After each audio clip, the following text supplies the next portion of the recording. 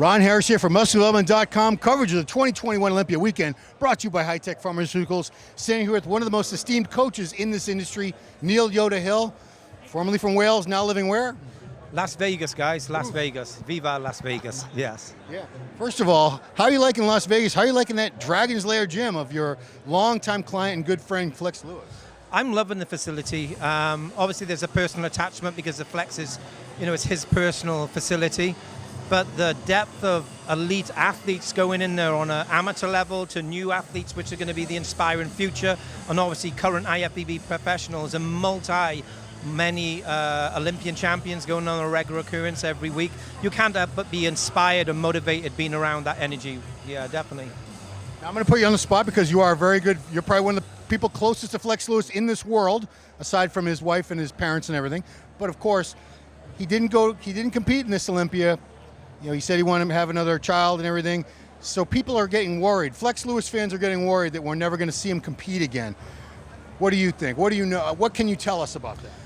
So there's always been transparency and honesty with what our intentions were, okay, what we were going to do. In 2018, he stepped on stage and won his 7th Mr. Olympia, and I think that solidified his best ever look as well. So it wasn't if we stepped away from that division with a worse look. I felt that we really closed the door on that title. And the intentions were to take off 2 years, come back with a bigger, improved physique. Because in order to step away from the 212 class and go into the open class, you need a certain amount of quality muscle. And yes, we could have potentially stepped on stage 12 months later, but to me and Flex, quality was more important than just that overall mass alone. So we took the decision to, take those 2 years off. Everything was perfect, Ron, but unfortunately, towards the latter stages of off season, just when we were going to pre-contest, he picked up a labrum tear. He had patellar issues on both knees, and they should have really been addressed a couple of years beforehand. And then a lot of digestive issues because of a lot of food intolerances he have. And as we were pushing forward, his physique was changing, but so his digestion and his injuries were flaring up. And there was no way that I was willing to push and pursue if I felt that we would get to a place where his physique wasn't going to do what we needed to. There was a lot of hype, and there's obviously a lot of responsibility, and also you have to look at a bigger picture. It wasn't for the fact that he was unhealthy, that we just needed to prioritize other things at that moment in time. So it was a big decision, and he took it really hard, to be honest. It was emotionally, like everybody talks about champion mentality. We're human beings, they're human beings, right? It was a very tough time for him, a very dark time for him, stepping away from that stage. What was a positive distraction for him is he moved forward with the idea or a goal of moving to Las Vegas and open a private facility or a new gym, and that basically gave him something to focus on. And then there were other things which were more important at the time, obviously, with family. But he's in a really, really good place, all right? He will be back on stage. There is no way that our synergy has ended in 2018. The most important thing is that he has that hunger and that drive and that mentality to be excited about the challenge, because these athletes, they're going further away from him in a positive way, yes? In order for him to progress, it's about mindset, accountability, progression, and making sure that he is hungry, day in, day out to succeed and live into his expectations, or what I have expectations.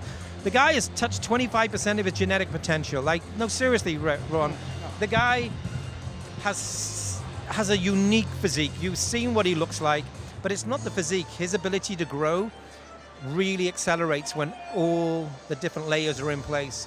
And I would be highly disappointed, and he would be as well. He knows that if he doesn't follow the dream of being the best version of himself, it's something he's going to have to accept and live with. And I think there are a lot of people which have maybe taken the decision to step away from a role or a position in their lives in the past, and they've looked back and regretted it.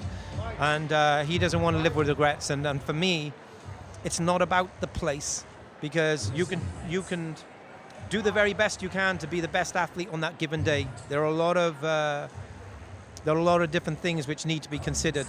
But Flex Lewis has touched maybe 25% of his genetic potential, and I feel that there is no lost thought on my behalf where I think that he's not capable of winning the Mr. Olympia title. It's going to take a lot of hard work, but I thrive off challenge. I love challenge, yes, it excites me. But it's also sometimes you just got to be honest with yourselves. Instead of just being passionate, be true. And a lot of people chase something, and unfortunately, sometimes it doesn't happen. But he'll be back. Let me ask you, you have a great eye, obviously. You know his potential better than anybody. The last couple of years, probably the last 3 or 4 years he was winning out of 7, it was a very, very difficult struggle for him to get to 212. Yep. I would see him about a month out in his post. Look, Yep. I think I want to say he was about 225, Yeah. and that's the physique I always want to see in Olympia stage. Yep. But I think he could be even bigger than that. I know it's not. I know body weight really doesn't mean anything, No. but we love to talk. We love to use body weight as an example. What do you think his ultimate potential? Where do you think he would look his best at roughly body weight? So let's go back to 2018 on to some of the shows when we were like 4 weeks out, where he was anywhere between maybe 222 and 224, 224, 225, like you suggested. That was an amazing look, okay? But I never dried him out at that weight. So if I would have dried him out that weight, realistically, it'd probably be something like about 216, 215, maybe 218. That's still not good enough to compete against today's athletes. We need to be in a position by the time we dried out and we're stage ready, he needs to be anywhere between 224 and 226. And at that body weight, with the condition that we brought and the refinement and the lines and the separation and the detail and the flow of everything, there's not an athlete that I feel will be able to unthrone his ability to win that Olympia title in a respectful way. We know obviously have Big Ramy, the biggest athlete who's ever competed in any Olympia stage, okay? In order to beat something like that, you need a totally polar opposite physique, because there's nobody else who's going to challenge that with size. It's not going to happen. So that being said, you've got the likes of William Bonac. You know, a lot of people are looking at William this year and comparing him into last year's performance and think that, you know, he's not a challenge. The guy is a world-class physique. When William is William, if William comes in like he has done in past shows when he's been at his best, he's going to be a major contender. You've got Hadi Chapman, you've obviously got Brandon Curry, you've obviously got Nick Walker. I mean, there's my top 5, you know, straight away, in not any particular order. But I'm excited to watch the event. I think it's going to be one of the best, most competitive Mr. Olympias for a long time in every single division, every division. It is going to be a great show. Neil Hill, thank you so much for taking the time. Neil Yoda Hill, everybody, one of the greatest coaches in the industry, also an Ifbb pro. Didn't compete too long, unfortunately, but went on to become a much better coach and affecting the sport, contributing in a major, major way. So thanks for everything that you do for the sport, for the industry. And guys, thanks for watching. MuscularDevelopment.com. Neil Hill, we'll see you next time.